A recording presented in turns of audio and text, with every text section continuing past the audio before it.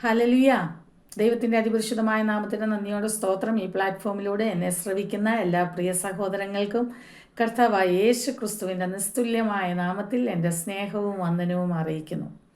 ഇന്ന് പകൽക്കാലം നമ്മൾ ചിന്തിക്കുന്ന വിഷയം പ്രാണൻ്റെ രക്ഷ കർത്താവായ യേശു ക്രിസ്തുവിലൂടെ മാത്രം എന്ന വിഷയമാണ്. അതിനാധാരമായി നമുക്കൊരു വാക്യം വായിക്കാം. സങ്കീർത്തനങ്ങൾ 116 8 വാക്യം. നീ എൻ്റെ പ്രാണനെ മരണത്തിൽ നിന്ന് രക്ഷിച്ചിരിക്കുന്നു. 116 സങ്കീർത്തനം 4 വാക്യത്തിൽ നമുക്ക് കാണുവാൻ കഴിയുന്നത് അയ്യോ യഹോവേ എൻ്റെ പ്രാണനെ രക്ഷിക്കണമേ എന്നാണ്. പ്രാണൻ എന്നാൽ ജീവൻ, ശ്വാസം എന്നൊക്കെയാണ് അർത്ഥം. മനുഷ്യന് ജീവൻ, അതായത് ശ്വാസം നൽകിയത് യഹോവയായ ദൈവമെന്ന് വിശുദ്ധ വേദപുസ്തകം നമ്മളെ പഠിപ്പിക്കുന്നുണ്ട്.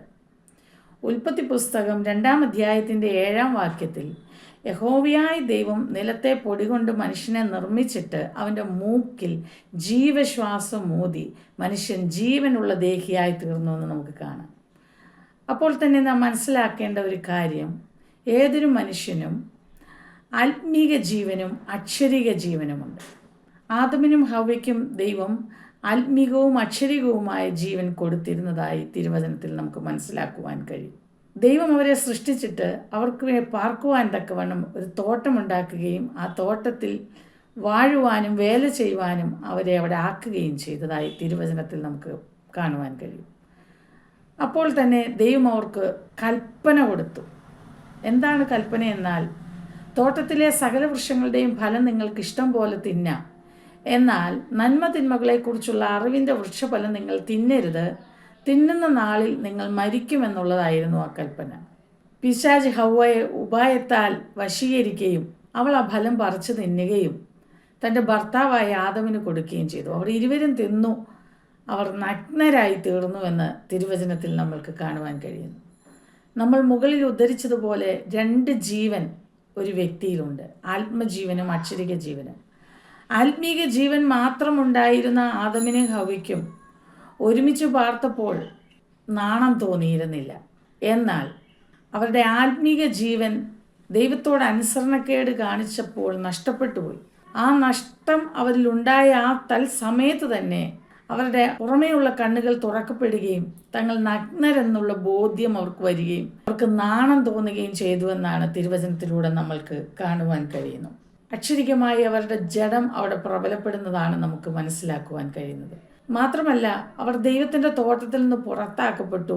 ദൈവിക സംസർഗത്തിൽ നിന്ന് അവർ അന്യപ്പെട്ടു പോയി പാപമരണത്തിന് അധീനരായി തീർന്നു. ഇങ്ങനെ പാപമരണത്തിന് അധീനനായ മനുഷ്യവർഗത്തെ രക്ഷിപ്പാൻ പിതാവായ ദൈവം തൻ്റെ സ്വന്തം പുത്രനെ തന്നെ ഈ ഭൂമിയിലേക്ക് അയക്കുവാൻ തീരുമാനിക്കുന്നു.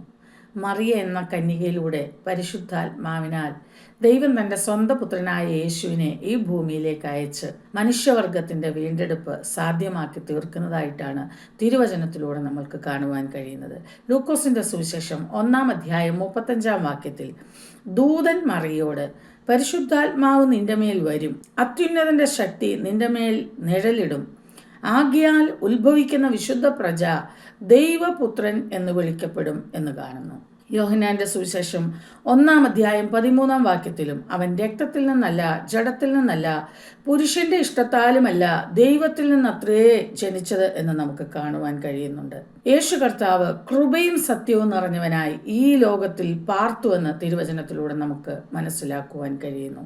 എബ്രായ ലേഖനം 4 അധ്യായത്തിൻ്റെ 15 വാക്യത്തിൽ പാപമൊഴികെ സകലത്തിലും നമുക്ക് തുല്യമായി പരീക്ഷിക്കപ്പെട്ടവനത്രേ നമുക്കുള്ളത്.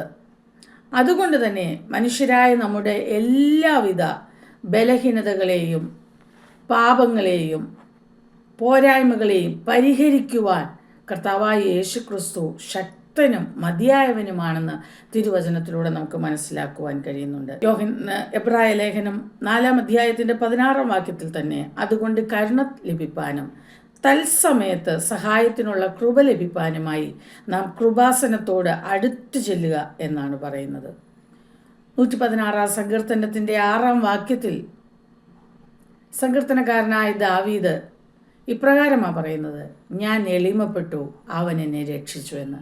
നാം ജാതിയോ മതമോ വർഗമോ വർണ്ണമോ ഉന്നതനെന്നോ താണവനെന്നോ ഒന്നും ഒരു വ്യത്യാസവുമില്ല.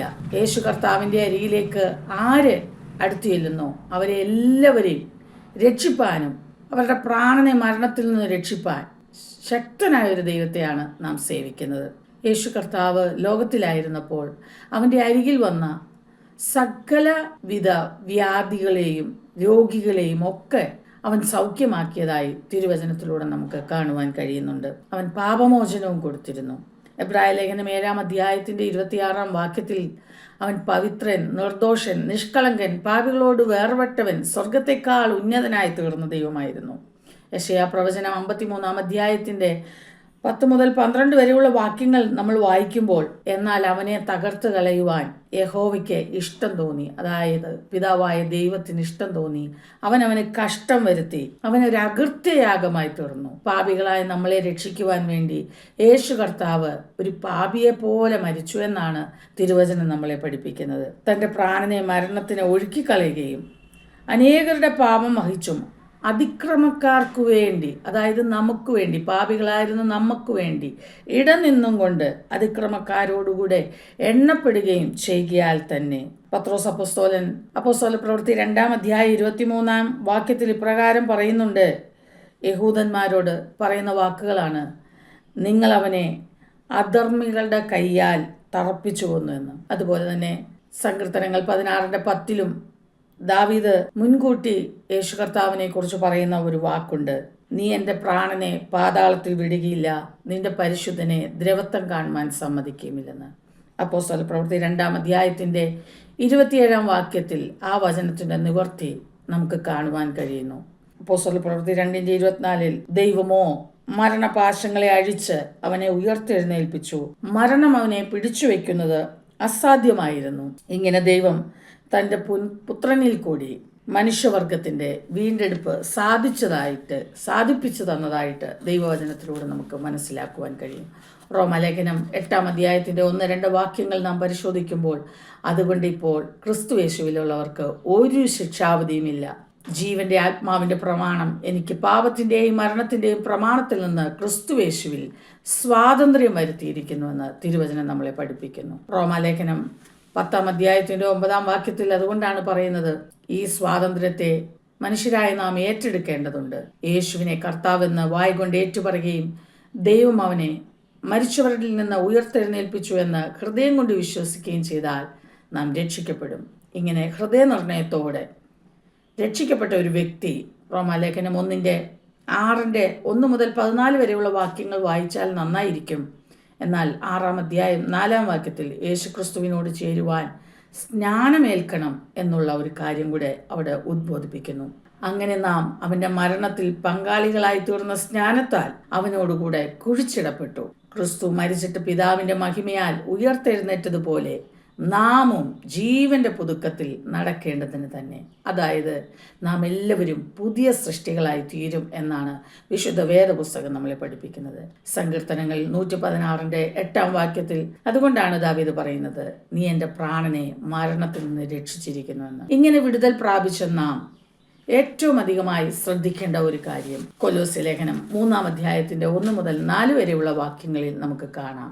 ആകയാൽ നിങ്ങൾ ക്രിസ്തുവിനോടുകൂടെ ഉയർത്തെഴുന്നേറ്റിരിക്കുന്നുവെങ്കിൽ ക്രിസ്തു ദൈവത്തിൻ്റെ വലത്തുഭാഗത്തിരിക്കുന്ന ഇടമായ ഉയരത്തിലുള്ളത് അന്വേഷിപ്പീൻ, ഭൂമിയിലുള്ളതല്ല ഉയരത്തിലുള്ളത് തന്നെ ചിന്തിപ്പീൻ. നിങ്ങൾ മരിച്ചിട്ട് നിങ്ങളുടെ ജീവൻ ക്രിസ്തുവിനോടുകൂടെ ദൈവത്തിൽ മറഞ്ഞിരിക്കുന്നു. അക്ഷരിക ലോകത്തിൽ നമ്മൾ ജീവിക്കുന്നുണ്ട് എന്നുള്ളത് സത്യമാണ്. അക്ഷരിക ജീവനും ആത്മീയ ജീവനും പ്രാപിച്ച ദൈവമക്കൾ ദൈവത്തിൽ മറഞ്ഞിരുന്നാണ് ഈ ഭൂമിയിൽ ജീവിച്ചുകൊണ്ടിരിക്കുന്നത്. നിങ്ങൾ മരിച്ചു, നിങ്ങളുടെ ജീവൻ ക്രിസ്തുവിനോടുകൂടെ ദൈവത്തിൽ മറഞ്ഞിരിക്കുന്നു. നമ്മുടെ കർത്താവായ യേശു ക്രിസ്തു വെളിപ്പെടുമ്പോൾ നിങ്ങളും അവനോടുകൂടെ തേജസ്സിൽ വെളിപ്പെടും. ഈ മഹത്വപൂർണമായ ആത്മിക അനുഭവത്തിലേക്ക് എത്തുവാൻ എന്നെ കേൾക്കുന്ന പ്രിയ സഹോദരങ്ങൾക്കെല്ലാം ദൈവം കൃപ നൽകട്ടെ എന്ന് ഞാൻ പ്രാർത്ഥിക്കുന്നു. അപ്പോൾ തന്നെ ഈ ക്രിസ്തുവിൻ്റെ സ്നേഹത്തിലേക്ക് കടന്നു വരുവാൻ കഴിയാതെ ഈ വീഡിയോയിലൂടെ ആരെങ്കിലും ഈ വചനങ്ങളെ ശ്രദ്ധിക്കുന്നുണ്ടെങ്കിൽ ഈ ഭാഗ്യകരമായ ദൈവിക അനുഭവത്തിലേക്ക് നമ്മുടെ പ്രാണന്റെ രക്ഷയെ അതിൻ്റെ പൂർണ്ണതയിലേക്ക് എത്തിക്കുവാൻ ഈ വചനങ്ങളിലൂടെ നിങ്ങൾക്ക് സാധിക്കും. അതിനായി കർത്താവായ യേശു ക്രിസ്തുവിന് നിങ്ങളുടെ ഹൃദയങ്ങളെ കൊടുത്ത് ദൈവത്തിൻ്റെ മക്കളായി തീരുവാൻ ആഹ്വാനം ചെയ്തുകൊണ്ട് എൻ്റെ ഈ വാക്കുകളിൽ നിന്ന് വിരമിക്കുന്നു. God bless you all. Amen.